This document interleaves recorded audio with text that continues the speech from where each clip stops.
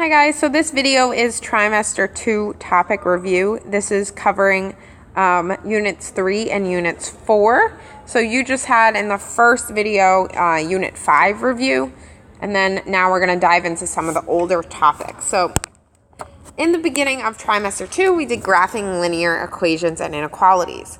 So remember, when we are graphing equations, we use a solid line and no shading. Right? When we have an inequality, we have open or closed lines based off our symbol. And here we're talking about a less than, so it's going to be an open line. And we're going to shade our smaller numbers. Okay? So when we are figuring out the values, we use our equation. So it's negative 3x plus 4. So I'm going to fill out this template for all of my values. Now I'm going to put inside of those parentheses the x value that's to the left. So for this one, it's going to be negative 1. For the next one, it's going to be 0. And the last one, it's going to be positive 1. Now in order to get my y values, I just have to simplify those things.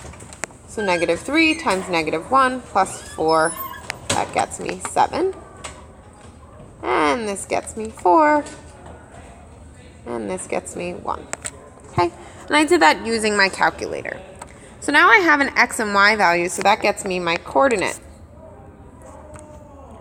So my coordinate is negative 1, comma, 7, 0, comma, 4, and 1, comma, 1. Alright, so when I am plotting those,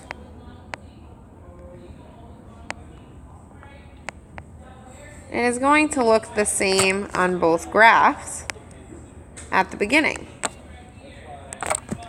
Okay, so now I check. I want to make sure when I'm graphing these that my pattern goes to the end. So if I connect these two,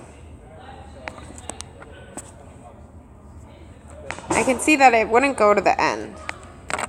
So I want to continue that pattern. So down 3 over 1, down 3 over 1. All right, and we make it go to the end with our arrows. And remember, it is a solid line and no shading. Okay, so with my inequality, I see that my points are the same, but now I'm going to have, it's a less than symbol. So a less than symbol means my line is going to be an open line. So it's going to look dashed like this, or dotted. And my shading for less means smaller numbers. So when I look at my y-axis, I'm looking at smaller numbers are this way. So that is going to be underneath that line.